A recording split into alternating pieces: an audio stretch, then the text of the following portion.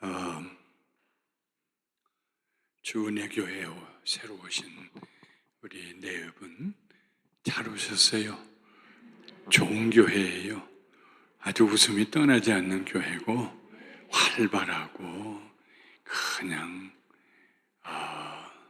또 이 교회의 특징은요, 여성들이 굉장히 활발합니다. 밤에 불 들고 안내하는 분들도 다 여자 집사님, 권사님들이고요. 남자분들은 다 양반들이시고요. 너무너무 아름다운 교회 초청해 주셔서 이틀 동안 말씀 전하고 오늘 사흘째 말씀 전하는데요. 특별히 부흥회니까 또 오늘 창립 8주년이고 그래서 제가 조금 오래 말씀을 전할 겁니다. 아마 한 1시간 정도. 배가 고프면 조금 빨리 끝내고 괜찮으면 조금 더 오래 하고. 목사님 잘 요약해 주신 것처럼 첫날은 믿음의 본질에 대해서 말씀을 드렸고요. 어제장에 믿음의 크기, 내 믿음이 아니라 하나님 사이즈, 하나님이 하시는 일, 그의 광대하심을 믿는 믿음. 하나님은 얼마나 크신 분이시냐, bigger than 어떤 것보다 더 크신, 우리의 상실감보다 더 크시고 우리의 받는 유혹보다도 더 크시고 또 감옥에 갇힌 요셉의 절망보다도 더 크시고 요셉이 하루아침에 총리가 된 그 성공보다 더 크시고, 그래서 요셉은 자기의 삶에 언제나 하나님은 내가 경험하고 처한 환경 모든 것보다 더 크신 하나님입니다 하고 하나님과 동행하셨다. 그게 믿음의 크기다 하고 말씀드렸습니다. 오늘은 믿음의 방향입니다. 모든 운동 에너지는 움직이는 방향이 있습니다. 공기가 움직일 때 바람이라고 그러죠. 그 바람도 에너지예요. 그 에너지가 바람이 불어가는 방향이 있어요. 북풍이라든지 남풍이라든지 동남풍이라든지. 우리의 믿음도 하나의 영적 운동 에너지입니다. 그러니까 우리의 믿음도 방향이 있어요. 정체된 것이 아니요, 액자 속에 그려진 그림이 아닙니다. 우리의 믿음은 역사하는 믿음이요, 그 믿음이 역사하는 방향이 있습니다. 우리의 믿음은 어느 방향으로 나가야 하는가, 여기에 대해서 오늘 말씀을 나누려고 합니다. 바울은 믿음의 방향에 대하여 설명하기를 하나님의 선하시고 기뻐하시고 온전한 뜻을 증명해내는 것이다 고 말씀했어요. 우리 믿음이 추구하는 방향은 무엇이냐면 우리의 삶 속에서 하나님의 선하신 뜻, 기뻐하시는 뜻, 온전한 뜻을 발견하고 그리고 분별한다고 우리 성경에 기록되어 있습니다만은 영어 성경은 approve 한다고, 증명해낸다는 것입니다. 내가 하나님은 그런 하나님이라고 하나님의 뜻을 믿고 믿어드렸더니 하나님 그 일을 행하셨다는 걸 내 삶에 증명해 보인다 하는 것입니다. 우리 한번 로마서 12장 2절 말씀 큰 소리로 한번 읽어보겠습니다. 너희는 이 세대를 본받지 말고, 오늘 안 했어요?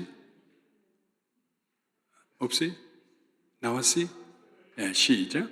너희는 이 세대를 본받지 말고 오직 마음을 새롭게 함으로 변화를 받아 하나님의 선하시고 기뻐하시고 온전하신 뜻이 무엇인지 분별하도록 하라. 거듭난 사람들은요, 내가 어떻게 살 것인가, 내 인생의 목적이 무엇인가, 여기에다가 초점을 맞추지 아니하고 나를 향하신 하나님의 선하신 뜻이, 기뻐하신 뜻이, 온전하신 뜻이 무엇인지를 찾아요. 아무나 찾을 수 없어요. 마음이 변화되고 새롭게 된 사람, 거듭난 사람들. 그리고 그 뜻을 분별합니다. 증명해냅니다. 성경에 보면 하나님을 향한 믿음의 방향을 올바로 잡고 승리했던 수많은 인물들이 기록되어 있습니다. 그 중에 한 사람 요나단에 대해서 오늘 말씀을 나누려고 합니다. 요나단은 이스라엘의 초대 왕 사울의 큰아들입니다. 사울은 왕이 되자 3,000명의 군사를 모은 후에 2,000은 자기와 함께 있게 하고 1,000명은 자기 아들 요나단에게 주어서 저 남쪽 지역에 기브아 지역에 머물게 했습니다. 이스라엘은 그동안에 지중해 연변에 있는 블레셋 사람들과 오랜 동안 긴장관계 속에 있어서 지금도 저 팔레스타인하고 계속 가사 지구에 그렇습니다만 그 지역에 그 해변가에 사는 아주 싸움 잘하고 그런 민족이었어요. 블레셋이요. 그들과 좋지 않은 관계를 가지고 있었습니다. 요나단은 블레셋 사람들이 이스라엘의 남부에 들어와서 그들의 군사를 주둔시키고 수비대를 두어서 지배하고 관리하는 것이 항상 못마땅했어요. 왜 저 블레셋 사람들이 와서 우리를 지배하는가? 왜 그들의 수비대를 두고 그리고 우리를 다스리려고 하는가? 자기 아버지가 왕이 된 지 2년쯤 되었을 때에 요나단은 참지 못하고 그 기브아에 있는 블레셋 진영을 수비대를 공략해서 공격하고 무찔렀습니다. 이 일로 인해서 블레셋과 이스라엘 사이에 전쟁이 일어났어요. 이 전쟁은 시작부터 이스라엘에게 불리했습니다. 성경에 보면 블레셋의 군대는 병거가 3만 혹은 3천. 병거는 오늘날로 말하면 장갑차입니다. 3만 대의 장갑차가 있다. 탱크가 있다. 누가 어느 나라가 그 나라를 대항해 싸우겠습니까? 마병이 6천입니다. 말탄 병사가 6천인데요. 이걸 쭉 내가 말 타고 서고 그 다음 사람 말 타고 서고 이렇게 했다고 한번 생각해 보십시오. 그럼 그 간격이 말의 잔등 척추에서부터 그 다음 말의 척추까지 아무리 좁혀도 3m는 돼야 돼요. 그 말에 몸집이 있고 거기에 탄 사람의 발이 있고 무기를 들어야 되고 3m는 돼요. 그러면 6천 마병 6천을 3으로 곱하면 18,000입니다. 다시 말하면 18km예요. 쭉 서가지고 언덕 위에 쭉 섰다고 생각해도 그 길이가요. 앞으로 이렇게 쓴 것 말고 옆으로 섰다고 해도 그 길이가 18km예요. 약은 거의 10마일 정도 늘어서 있는 거예요. 보기만 해도 그냥 기가 막히는 거예요. 병사의 수는 얼마나 많으냐? 해변에 모래수와 같다고 그랬어요. 셀 수 없다고 그랬어요. 한편 이스라엘의 군사들은 3,000명 중에서 다 도망가고 남은 건 600명밖에 없었습니다. 사울이 그 중에서 자기 도망가지 않는 병사 데리고 요단강으로 내려와서 다시 기브아로 올라와서 아들에게 도망왔어요. 사울이요. 그래서 사울이 아들과 같이 있는 기브아에 있는 그 병사가 600명 겨우. 그나마도 말이 군사이지 창을 든 사람은 사울과 요나단 둘밖에 없었습니다. 다 막대기 들거나 뭐 이렇게 왔어요. 왜냐하면 블레셋 사람들이 다스릴 때에 혹시 반란이 일으킬지 몰라서 쇠를 다루는 철공하는 그 대장쟁이들을 다 잡아갔거든요. 그러니까 농기구라도 가서 만들고 하고 하려면은 저 블레셋 땅에 내려가서 해왔어요. 이스라엘 사람들이요. 무기가 없어요. 숫자로도 비교가 안 되지만 무기도 없어요. 무슨 그게 전쟁이 되겠습니까? 지형적으로도 볼 때도 불리합니다. 블레셋은 저 믹마스라고 하는 북쪽에 진을 치고 있고 사울 왕과 요나단은 기브아라고 하는 남쪽에 있습니다. 전술적으로 보면 블레셋 군대들이 북쪽에는 이스라엘과 남쪽에는 이스라엘 가운데로 파고 들어왔다는 말입니다. 요즘으로 이야기로 하면은 퇴로를 차단하고 압박을 가하는 그런 전술입니다.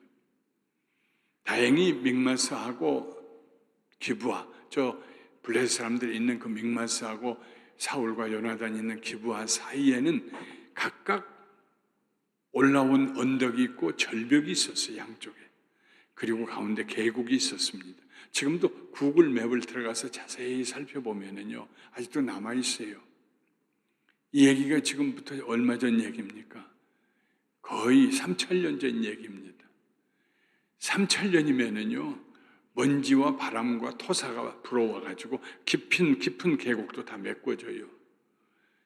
제 고향집에 항상 비가 오면은 처마 밑에 앉아서 낙수물이 흘러가는 걸 봤는데 거기 돌로 이렇게 경계를 만들어놔서 아주 그 돌이 커 보였거든요. 어린이 돼서 내려가 봤더니 돌이요, 땅속에 묻혀가지고 겨우 보일락말락해요. 그 불과 한 20여 년 사이에도 무거운 중력의 법칙에 의해서 무거운 돌은 가라앉게 되어 있어요. 3,000년 후인데도 그런데 아직도 그 계곡이 남아있어요. 좀 메꿔지긴 했지만요.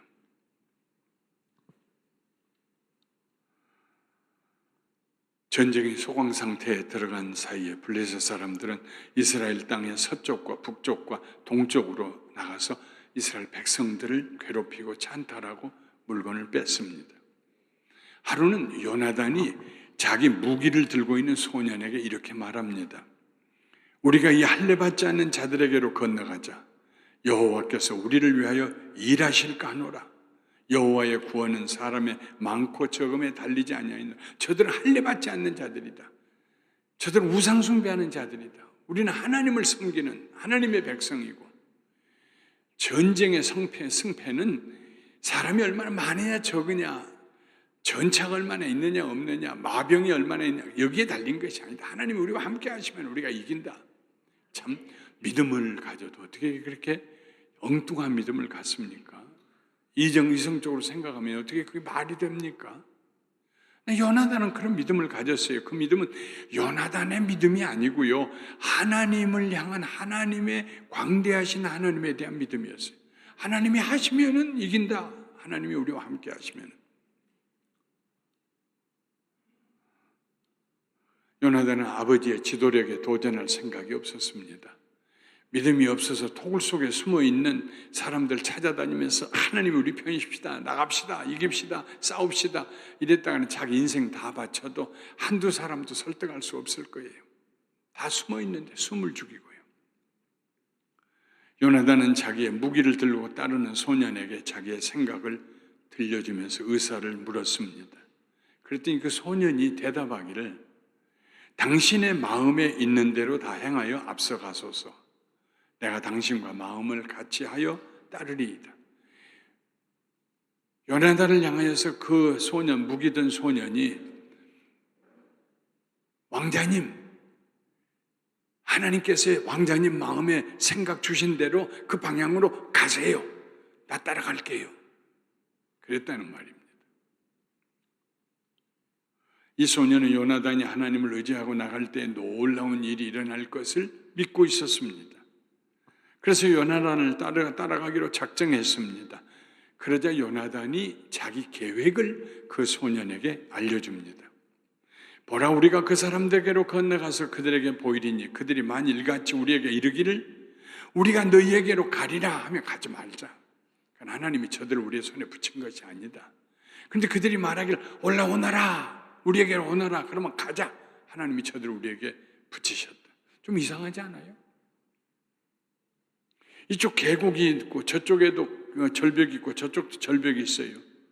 그런데 저쪽 요나단과 그 무기든 소년이 오랜만에 정말 나와서 두 사람이 자기 몸을 보였어요. 블레셋 사람들이 보니까 그 구덩이에서 굴에서 나왔다 저것들. 그리고 블레셋 사람들이 말하기를 거기 있어라, 우리가 갈 것이다.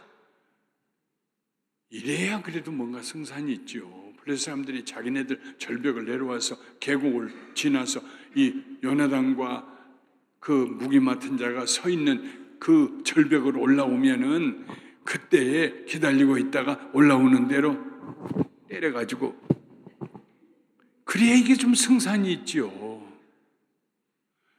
근데 요나단은 그게 아니고 우리가 너희들에게 가리라 그들이 말하면 그 하나님이 우리에게 허락하신 싸움이 아니다. 대신 우리에게 올라오너라 그러면 그건 하나님이 허락하신 거다.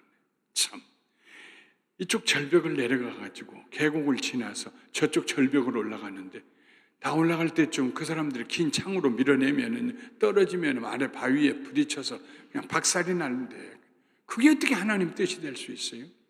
우리가 흔히 말하기를 uphill fighting 올라가면서 싸우는 것은 어렵다.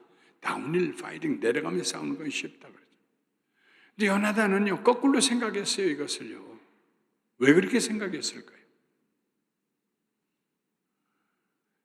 성경에 어떤 사람의 이름이라든지 숫자라든지 혹은 지명이라든지 이거 기록되었을 때는요 꼭 잠깐 멈추시고 연구하고 찾아보세요. 성경의 그 저쪽에 믹마스 쪽에서 올라오다가 턱 꺾인 그 절벽을 이름을 보세스라고 그랬습니다. 보세스라는 말은 밝음, 밝다, 햇빛이 비쳐서 sunshine, 빛을 낸다 그런 뜻입니다. 요나단과 무기든 소년이 서 있는 기브아에서부터 올라와 가지고 뚝 떨어진 그 절벽은 이름이 세네입니다. 세네. 성경에 있어요. 세네는 뭐냐 하면은 아카시아, 가시떨기, 가시나무 이런 뜻입니다. 이쪽은 응달이니까 가시나무가 많이 있고 그리고 가시나무 계곡이 있고 저쪽은 밝고 아마 요나단이 이렇게 생각했을 거예요. 이제까지 수십 년 동안 저 블레셋에 우리가 지배를 당하고 참 가시넝쿨과 같은 가시밭길을 우리가 걷고 우리 민족이 그랬는데 이제 우리가 가서 저 빛나는 동쪽 남쪽에서 햇빛이 비쳐서 빛나는 저 보세스 저 언덕을 올라가면은 우리는 이 억눌림에서 자유하게 되고 빛 가운데 들어갈 것이다. 요나단은 그렇게 생각했을 것입니다. 생각이 달라요.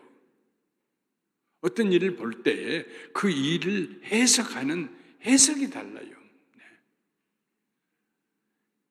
그러니까 자기들 오라고 그러니까는 이거 하나님이 우리에게 맡기셨다 저들을.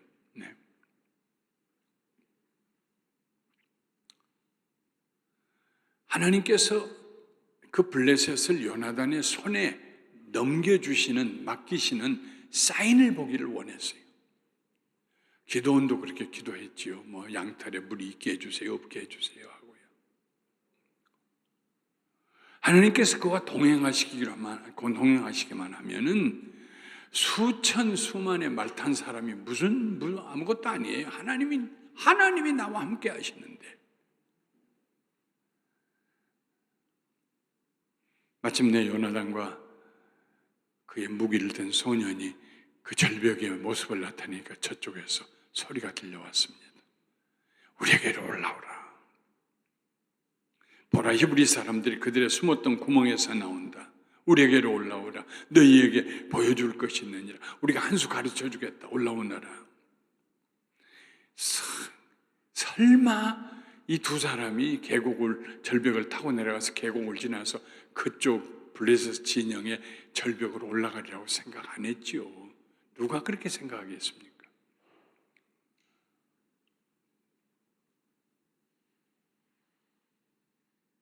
믿음의 사람들은 보통 사람들과 다른 생각을 합니다.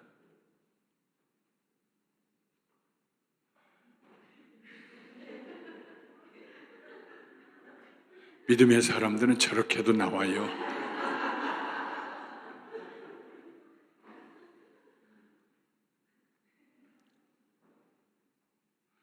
믿음의 사람들은 세상 사람들과 다른 방향에서 사건을 해석해요. 이것은 하나님의 자녀들이 영적 전쟁에서 승리할 수 있는 놀라운 전략입니다. 세상 사람들과 똑같은 생각하면 뭐 다를 게 있어요? 다른 생각하는 거예요.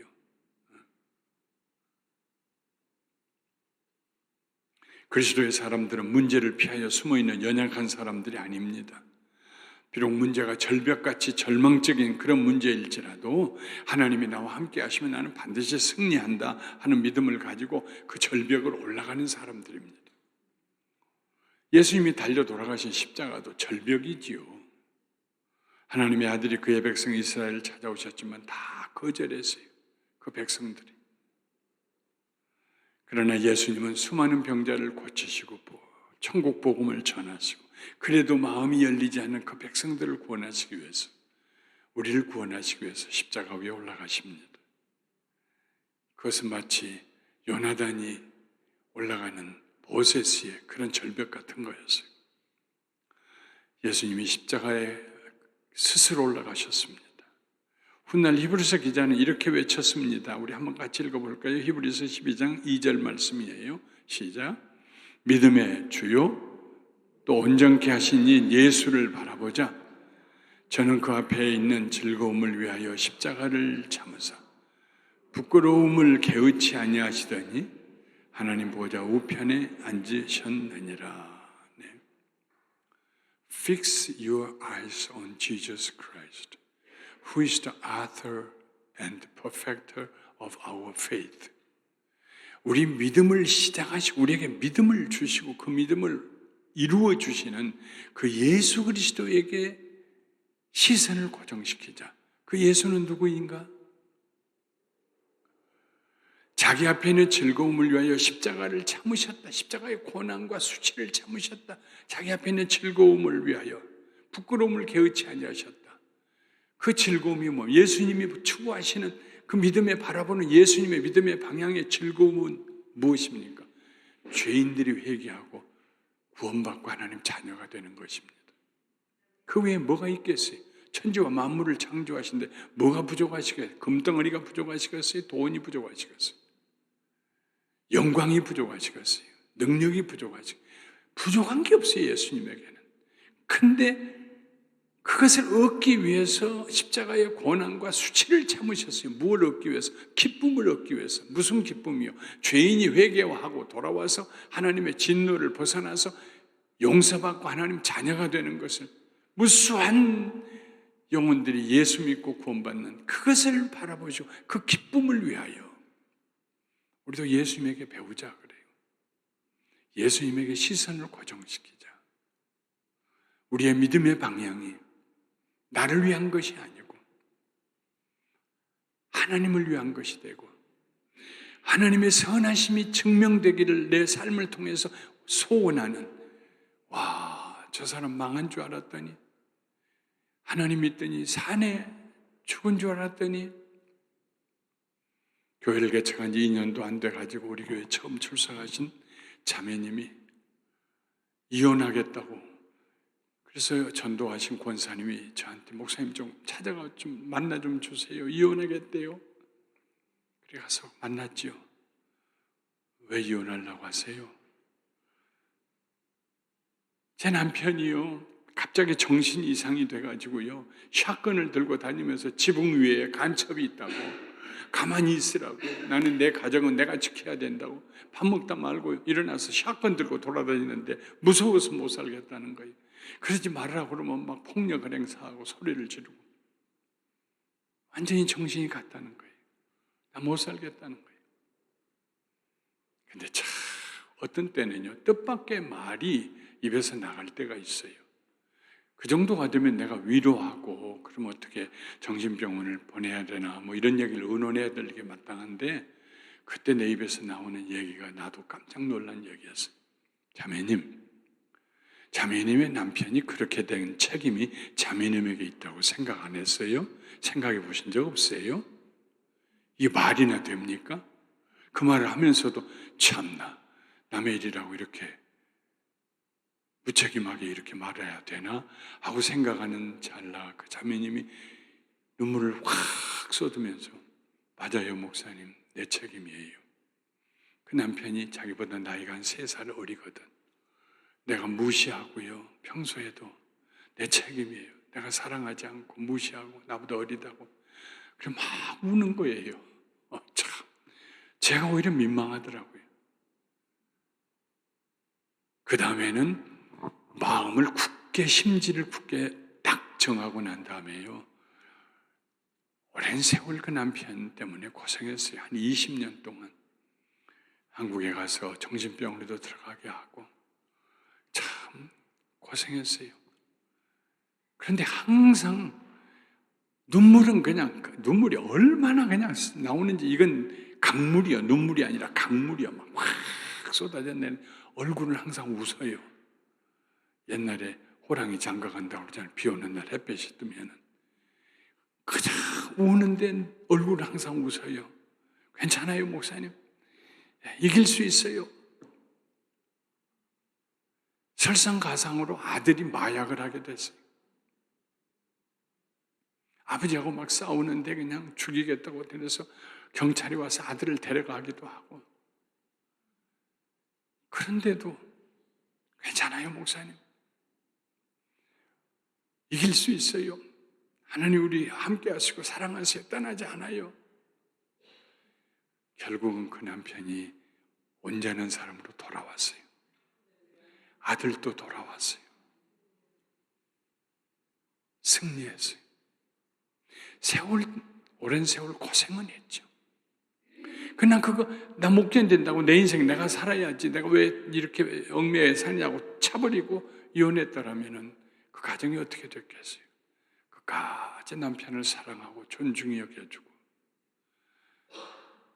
자식을 가슴에 품고 눈물의 여왕이라고 제가 별명을 붙여주었어요.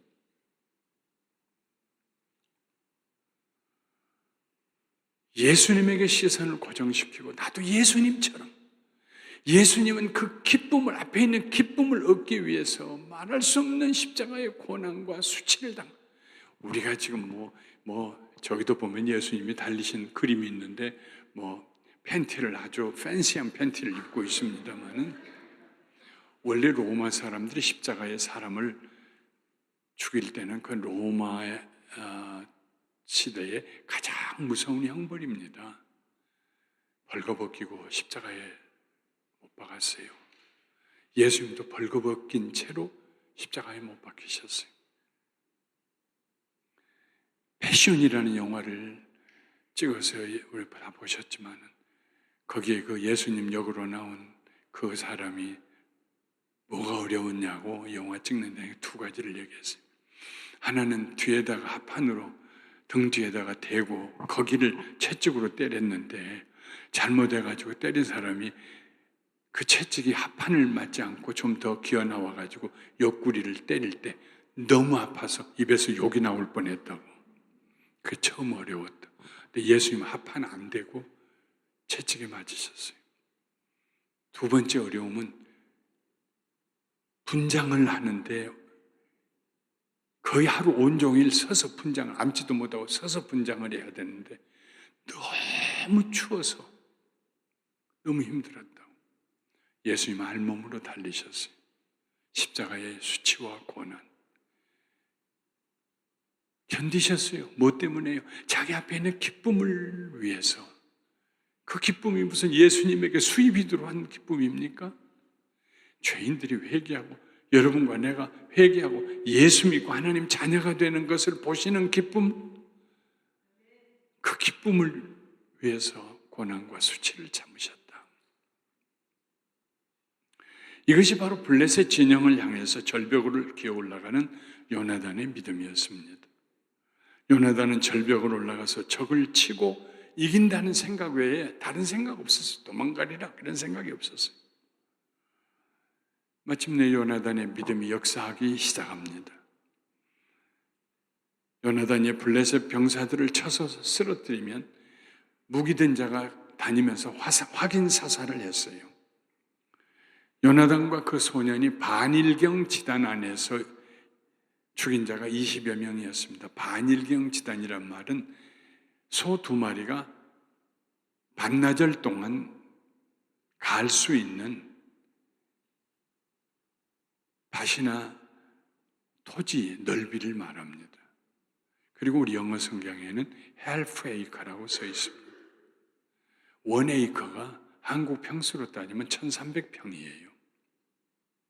반일경 지단이라는 말은 650평이에요. 한국 논으로 보면은 세마지기 조금 더 되는 그런 넓이에요. 거기서 20명 죽었어요.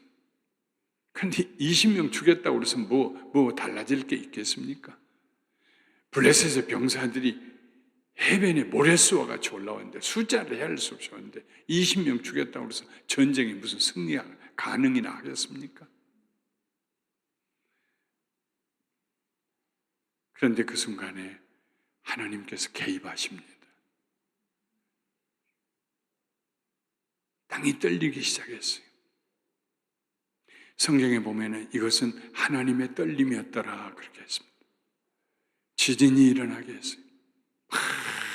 사람이 지진이 일어나면 두렵잖아요. 요즘이야 여보 오는 것 같아 조심해 이런 정도로 끝나지만 처음 81년에 미국 와서 82년 83년에 위리어 네로우에서 5.4 지진이 났을 때 제가 다운이 살고 있었는데요. 막 그냥 침리가 그냥 무너지고 그릇들이 깨지고 그랬습니다. 식당에서 장로님과 함께 둘이서 식사를 하고 있었어요. 밥스 빅보이에서 요즘은 그거 없어졌더라고요. 100불 두각에 나온 밥스 빅보이에서 식사를 하고 있는데 지진이 왔어요. 아침에 막 산데리아가 팍 그리고 움직이는 거예요. 장로님 지진 왔어요. 빨리 식탁 밑으로 기어 들어가세요. 뭐 그래야 된다고 배웠으니까. 그래서 둘이 쏜살같이 식탁 밑으로 기어 들어갔어요. 한참 있으니까 조용해져서 고개를 들고 눈을 보니까 어떤 분 무릎이 내 앞에 이렇게 있더라고요.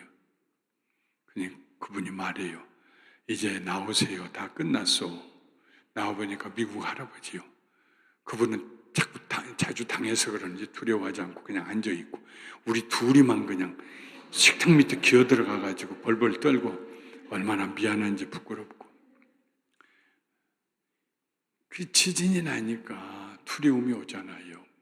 놀라운 거 블레셋 사람들에게는 두려움이 왔는데 저 북쪽, 동쪽, 서쪽으로 올라갔던 약탈하기 위해 올라갔던 블레셋의 군인들도 다 두려워했는데 요나단과 무기든 소녀는 두려워하지 않았어요. 참 놀랍죠? 그리고 그 순간에 그 블레셋에 오늘날로 말하면 가자 지구에 살고 있는 사람들, 블레셋 사람들 중에 이스라엘 사람들이 들어가서 섞여 살고 있었어요. 이스라엘 사람들은 디아스포라라고 그러죠. 아무 때나 가서 잘 살잖아요. 우리 한국 사람들도 참 유대인들하고 기질이 비슷해가지고요. 저 페어뱅크 알래스카의 제일 북쪽에 가면은 조그만 구멍가게가 하나 있대요. 그 구멍가게 하는 사람이 한국 사람이래요. 안 간 데가 없어요.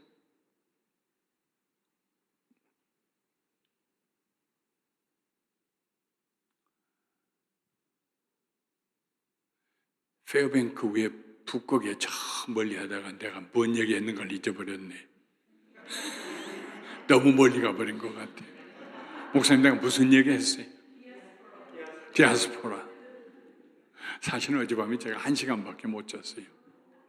오늘 아침에 갈 교회에 갑자기 설교 부탁이 와서 그 설교를 준비하느라고 그랬더니 조금 왔다 갔다 하는 것 같아요.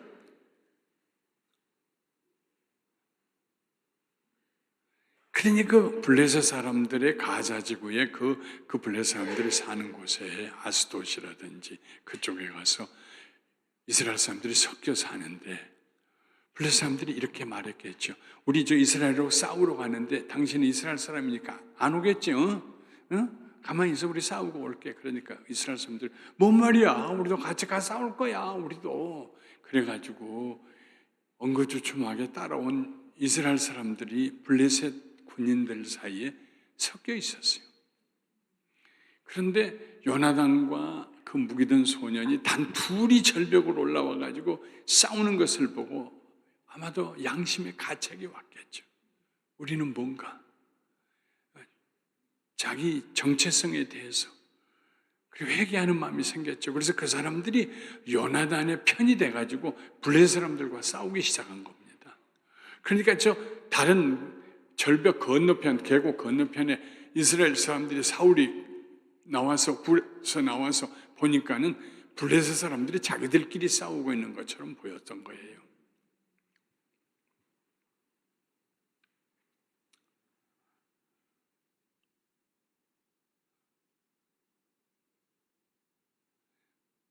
블레셋 군사들이 도망가기 시작했습니다. 숨어있던 사울 왕과 600명의 군사들이 일어나서 그들을 쫓았습니다. 여기저기에서 이스라엘 백성들도 모여들어서 쫓았습니다. 그날 이스라엘은 위대한 승리를 하게 됩니다. 위대한 승리를. 이쯤에서 한 가지 질문이 마음에 떠오릅니다.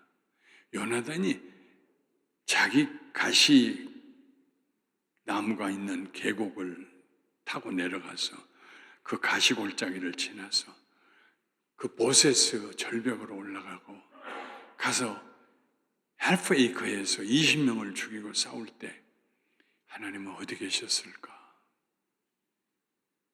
하나님은 어디 계셨을까? 그 말씀 가지고 묵상했어요. 어디 계셨을까?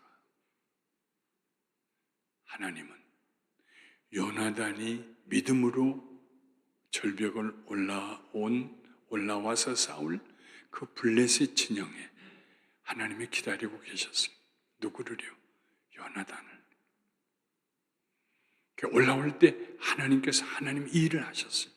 지진이 나게 하시고 블레셋 사람들 진영에 섞여있던 이스라엘 사람들의 마음을 움직여서 요나단과 한 팀이 되어서 싸우게 하셨습니다.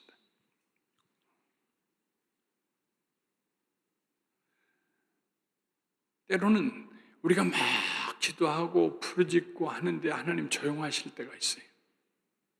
그때 시험에 들기도 해요.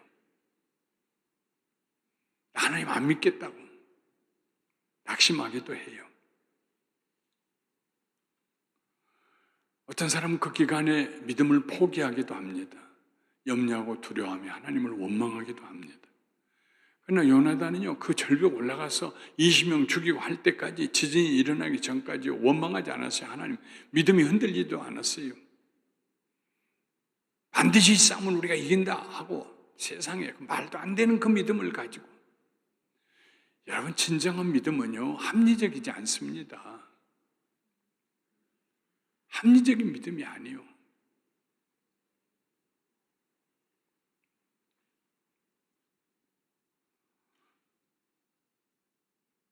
믿음으로 행동한 사람은 하나님이 기다리시는 그곳을 향해서 찬송하고 올라갑니다.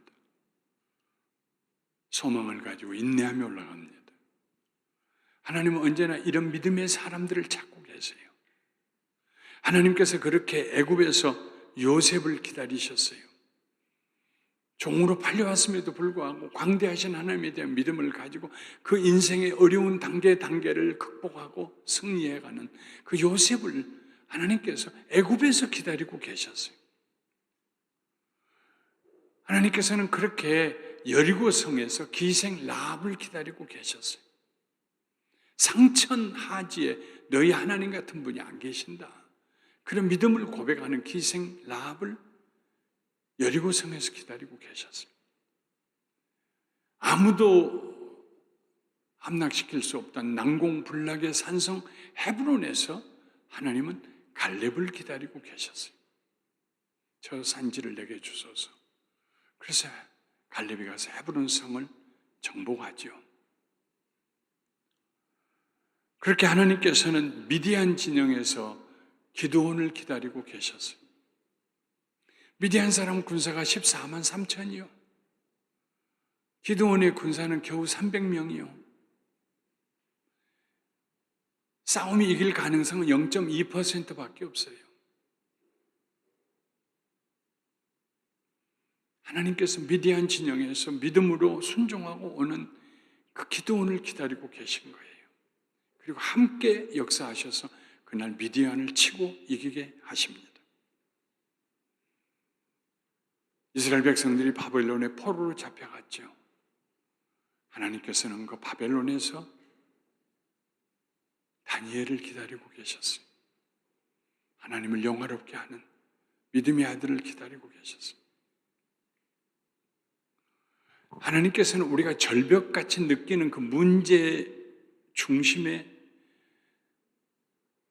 서서 우리를 기다리고 계십니다. 네가 믿음을 가지고 여기를 향해서 올 수 있겠느냐? 문제는 우리의 밥이다 하면서 올 수 있겠느냐? 내가 너로 인하여서 기뻐하며 즐거워하며 영광을 받을 수 있겠느냐? 기다리고 계시는 거예요.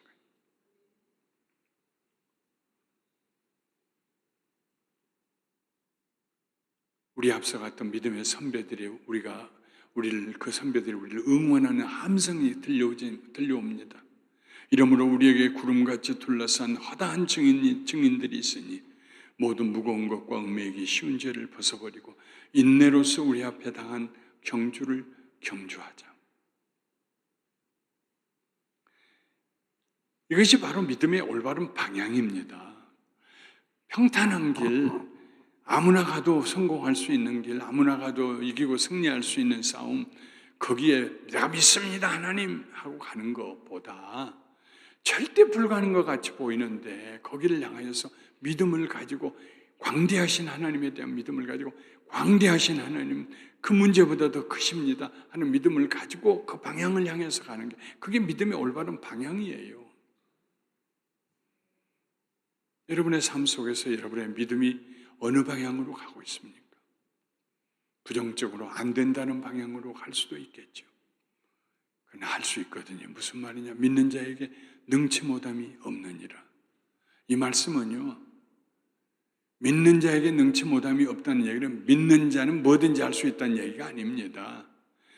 나를 믿는 자에게 내가 해줄 수 없는 일이 없다. 예수님의 편에서 능치 못할 일이 없다는 얘기입니다. 나를 믿는 자에게.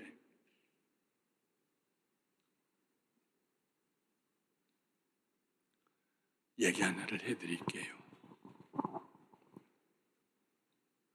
저희 할아버지가 독자요. 할아버지가 아들딸을 하셨어요. 근데 그 큰아들에게서 제가 독자로 태어났어요. 그 다음 딸 고모님은 16세 시집 갔다가 19에 과부가 되셔서 우리 집에 사시다가 87에 세상 떠나셨어요. 작은 아버지는 결혼했는데 자식이 없었어요. 막내 고모는 내가 얼굴을 본 적이 없어요. 어머님이 나를 43살에 낳으셨어요. 젖이 안 나오니까 고모님이 데려다가 쌀 뜨물로 해서 저를 먹이시고 기르셨어요. 작은 집은 조금 그래도 보리밥이라도 먹을 수 있으니까 거기를 데려다가 아버지 어머니는 제가 광산김씨 13대 종손이거든요. 조상 볼 면목이 있다고 그래가지고 돈 벌어야 된다고 아버지 어머니는 객지로 나가시고 그래서 주로 제가 그 작은 아버지 어머니 거기서 컸어요. 아버님은 돌아오셔서 내가 국민학교 6학년 때 세상 떠나셨고요. 시골에 있는 중학교를 졸업하고 당연히 그런 줄 알고 그 중학교 붙어있는 농업고등학교에 진학을 했습니다. 교회하고 집하고 학교밖에 모르고요. 근데 이제 내년 3월이면 졸업한다 하는데 11월에 옆집에 사는 할머니가 저를 부르셔요. 영길아 여기 좀 앉아라. 예? 너 학교 졸업하면 뭐 할래? 생각해 본 적이 없어요. 한 번도. 글쎄요. 이놈아 정신 차려. 네 작은 어머니가 너하고 피가 한 방울 섞였냐? 완도에 있는 자기 조카들에게 이 재산 주지 너한테 주겠느냐? 그럴 수도 있겠죠. 그 어머님이 와서 아무것도 없는 집에 와서 논 13마지기, 반 10마지기, 동네 가운데 3칸 번듯한 집 한 채 이렇게 중농으로 이렇게 내오셨기 때문에 그렇게 하실 수도 있겠죠. 한 말도 않고 앉아 있었어요. 이놈아 정신 차려. 고등학교까지 졸업시켜줬으면 이제 네 알아서 가야지. 고민이 생겼습니다. 뭘 해야 되나. 2주 후에 다른 할머니 한 분이 똑같은 얘기를 나한테 하세요. 그래서 작은 어머니가 나한테 직접 대고 얘기는 못하겠고 이제 나더러 앞가름하고요. 나가서 내 삶을 개척하라고 그걸 어떻게 얘기하면 좋을까 하고 동네 어르신들하고 의논했나 보다. 그렇게 생각하고 그렇지. 낳지 않는 자식인데 고등학교까지 졸업시켜 주셨으면 감사하지. 뭘 해야 하나? 그때 제일 낮은 공무원이 5급 공무원이에요. 1963년, 4년, 65년 얘기입니다, 지금. 내 뒤에 있는 내 친구는 해군사관학교 간다고 공부하더만 나는 뭘 해야 하나? 아버지가 돌아가시기 2년 전에 사람은 장사를 해야 돈을 번다고 하면서 5일장 따라다니라고 자전거를 돈 주고 배우게 해주셨는데 자전거를 하나 사가지고 5일장을 따라다녀야 되나 뭘 해야 되나 머리가 복잡했죠. 11월 말쯤 아주 건조한 가을 날씨, 하늘은 높고 가을 추수도 다 끝나고 학교에서 집으로 들어오는데 툇머리에 앉아 계시던 작은 어머님이 저를 부르세요. 연기라, 예, 여기 좀 앉아라. 아, 이제 말씀하시려나 보다. 마음을 단단히 먹고, 예, 그리고 옆에 앉았어요. 작은 어머니의 입에서 나온 말씀은 뜻밖의 말씀이었어요. 연기라, 예, 서울로 신학대학 가거라. 예? 아이고, 대학은 아무나 가요. 돈 있어야 가죠. 밤낮 돈 없다고 하시니까. 걱정하지 말아라. 읍내의 교회, 우리 교회에 저 신학대학 다니다가 3학년까지 다니다가 잠깐 내려와서 교육전도사님하고 계시는 부부가 있는데 내가 물어보니까 한국신학대학이라는 대학교가 있다고 하더라. 거기 가거라.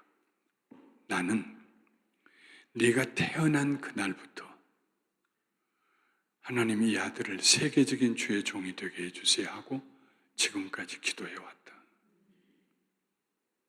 세계적이라는 말을 김영삼 대통령이 처음 쓴 거 아니에요. 어디서 그 말을 들으셨는지 아마 부흥사들에게 들었는지 모르죠. 그분이 40살 때 내가 태어났는데 내가 태어난 그날부터 나는 너를 세계적인 주의 종이 되게 해주시라고 기도해왔다. 가라. 다음에 알고 보니까 모든 돈의 가장 가치가 높은 화폐로 바꿔서 투주 속에다가 다 넣어놓으신 거예요. 그 돈으로 제가 신학대학 4년을 졸업하고 대학원 연세대학교에서 2년 졸업하고 1년 신학대학 다니다가 편지를 썼어요. 나 이제 서울 구경도 했고 대학교도 다녀봤습니다. 60 넘은 노인이 4이나 있는데 내려가서 농사 짓겠습니다. 일주일도 안 돼서 답장이 왔어요.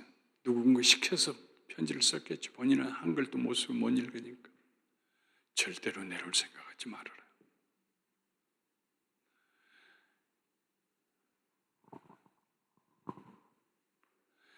작은 아버님은 60 되셨을 때에 눈이 머셨어요. 일제시대 때 징용에 끌려가셔서 만주에서 참호를 파고 막 한대요. 막 뒤에서 쫓으니까 먼지는 막 이 흙먼지는 오고 땀은 나고 그러니까 그걸 막 해가지고 눈에 동공이 상하셨어. 이 전주 예수병원에 가서 한 번 눈 수술 받으시고 그냥 멀어버리셨어요. 60에. 80에 돌아가실 때까지 20년 동안 집을 밖을 나가보지 아니하시고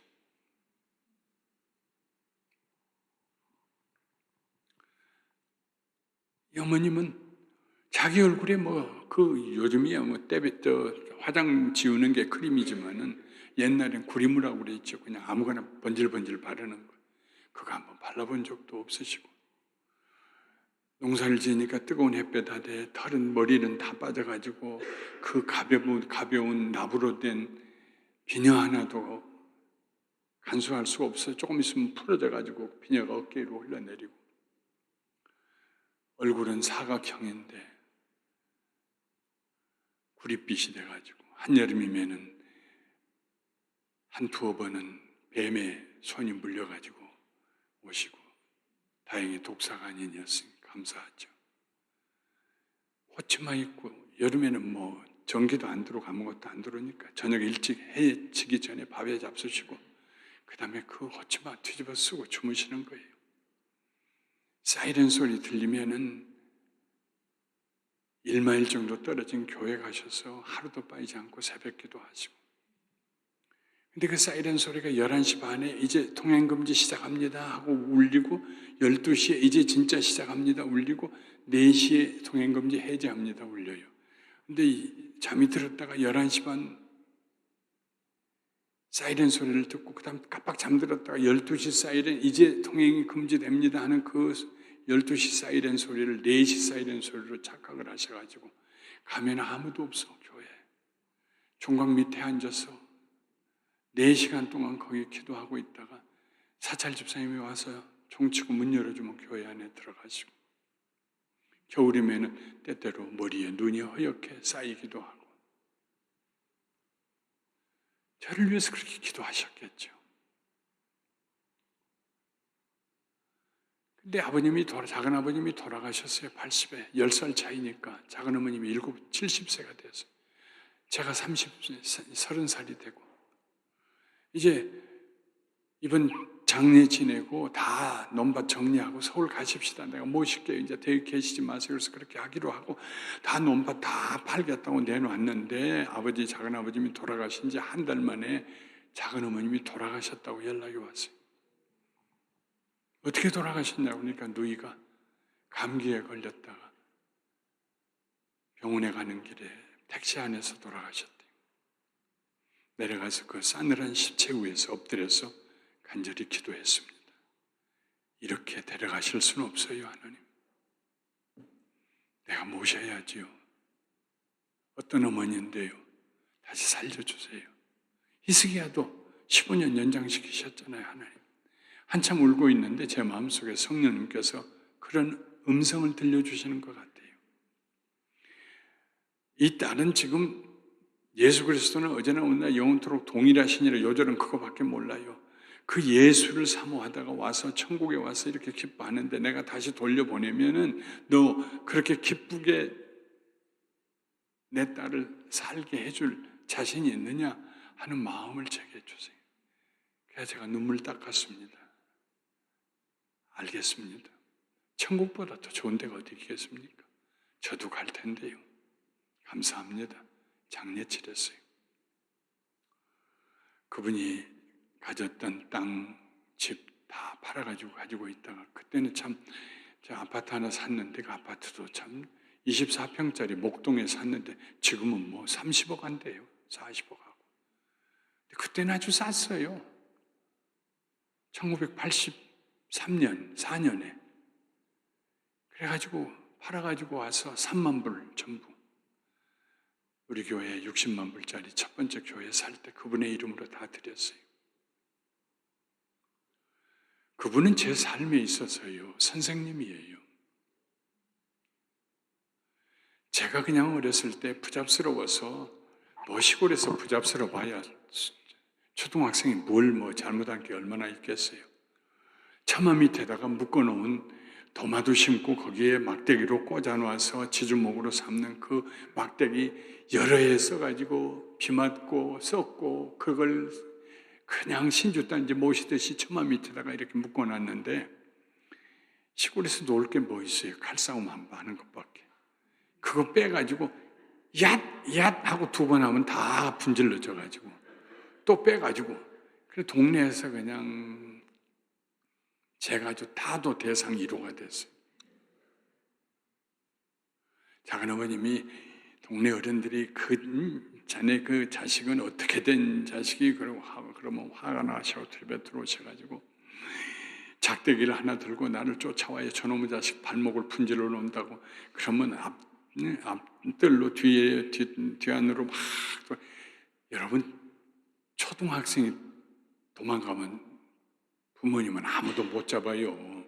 얼마나 벌써 6살만 돼도 못 잡아요. 얼마나 빠른지요. 한 2바퀴를 돌고 난데 부엌에서 어머님이 갑자기 작은 어머님이 나오셔. 작은 어머니 작은 아버지보다 키가 더 크셔. 손으로 작은 아버지를 가로막고 그만두어요. 사람은 12번 되는 거예요. 제 삶의 좌우명이 됐어요. 누구를 보든지 절망하지 않고 실망하지 않고 사람은 변한다. 은퇴하면서 제가 제 자신을 둘러봤어요. 나는 몇 번이나 됐을까? 9번쯤 된 것 같아요. 한 3번은 더 변화되어야 할 것 같아요. 사람은 12번 되는 거예요. 옛날 분은 아시겠습니다만 옛날 시골에서 박정희 대통령이 최고위원회 회장이 되고 난 다음에 제일 먼저 한 것이 고리채 정리였습니다. 고리채는 높은 이자, 시골에 있는 사람들이 먹을 건 없고 하니까는 보릿고개 와서 좀 주세요. 쌀 한 말만 빌려주세요. 대신 일해줄게요. 한 말을 빌려가면 1년 후에는 한 말 반을 돌려줘야 돼요. 이자가 50%였어요. 한 가마를 빌려가면은 1년 후에는 한 가마 반을 돌려줘야 돼요. 그 해에 먹을 것도 없는 사람들이 쌀을 빚내가지고 갔는데 갚을 사람이 누가 있어요, 세상에. 그러니까 자꾸 쌓이는 거예요. 쌀 6가마 빚이 지면은요, 그 다음에는 9가마 내놔야 돼요. 어느 날 갑자기 모든 고리채 이렇게 높은 이자로 장려쌀 놓고 했던 것은 다 무효다. 그래서 내가 참 이게 고리채가 정리가 뭔가 한 몇 년 전에 가서 그걸 한번 웹사이트에 들어가서 읽어봤더니 받을 수는 있는데 못 받는 것이나 마찬가지게 만들어놔서 복잡해가지고요. 그러니까 시골에 있는 사람들은 못 받는다 전부. 그때 제 작은 어머님이 받을 쌀이 100가마였어요. 그 다음에는 150가마가 되는 셈이에요. 이제. 아무도 그 갚을 사람 없어요, 시골에서. 여기저기서 빌려 먹었기 때문에 가서 제대로 일도 못 해줘요. 아, 이제 저거 못 받는구나. 작은 어머니 눈치를 좀 봤어요. 속상하시겠다. 그때 그분이 하신 말씀이 잘 됐다, 야. 그래야 가난한 사람도 먹고 살지.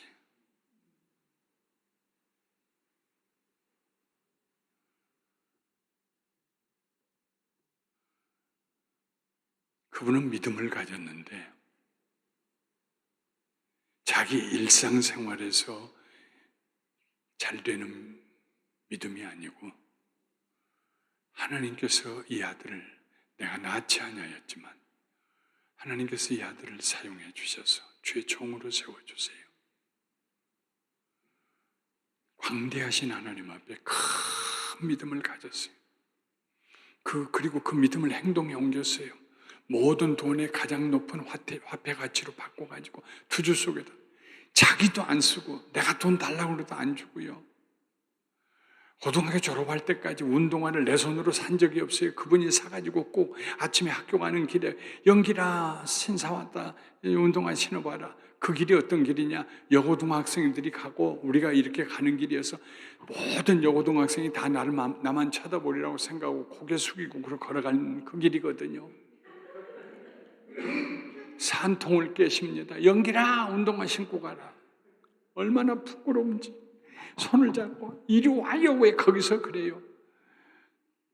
남의 집 담장 뒤로 끌고 가가지고 신어봐라. 맞는가 보자. 맞겠죠? 새 운동화 뒤축 확 꺾어가지고 호씩씩 불면서 못됐지요. 얼마나 내가 회개 많이 했는지 몰라요. 그러나 그분은 한 번도 저를 향해서 화를 내거나 노여워하거나 그런 적이 없어요. 그분의 눈에는 벌써 제가 세계적인 주의 종으로 보이시는 거예요. 그러면서 돈을 아끼고. 여러분 인생을 살면서 여러분이 살아가는데 믿음을 가졌다면 그 믿음의 방향은 어느 쪽을 향하고 있습니까?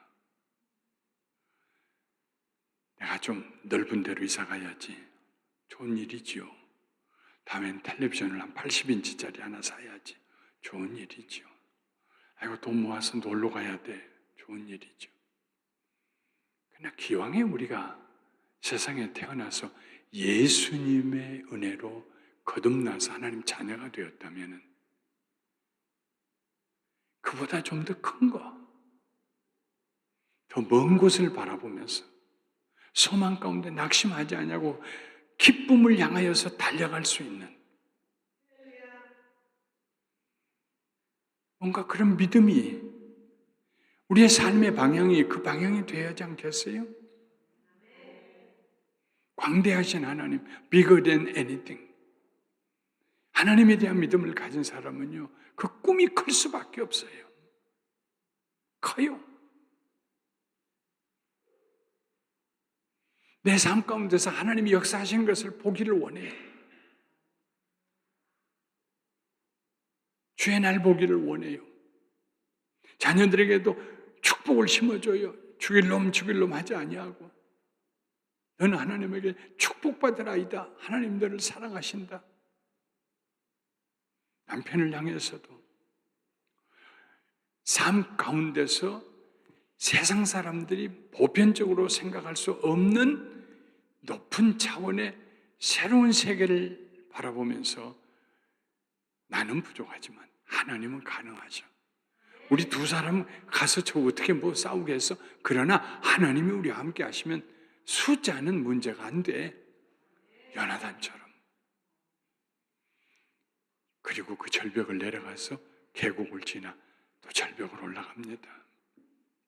내 삶이 절벽과 같은 때일지라도 마음속에 믿음을 가지고 낙심하지 아니하고 주의 손 붙잡고 내가 올라가리라. 주의 손 붙잡고 내가 승리하리라. 그런 믿음의 방향을 잡으시고 하나님의 은혜 가운데 승리하시는 삶을 사시게 되시기를 주님의 이름으로 축원합니다. 축원합니다. 축원합니다. 거룩하신 하나님,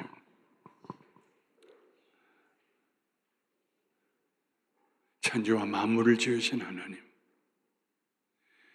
하나님은 우리를 향하여서 엄청난 꿈을 가지고 계십니다. 엄청난 계획을 가지고 계십니다. 근데 우리들이 일어나려고 하지 않습니다.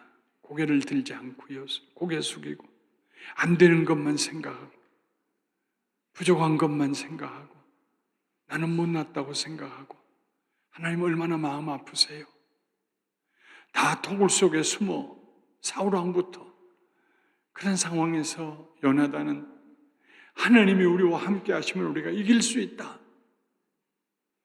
숫자는 하나님 앞에서 문제가 안 된다. 그런 믿음을 가지고 적진을 향해서 올라갔습니다. 하나님,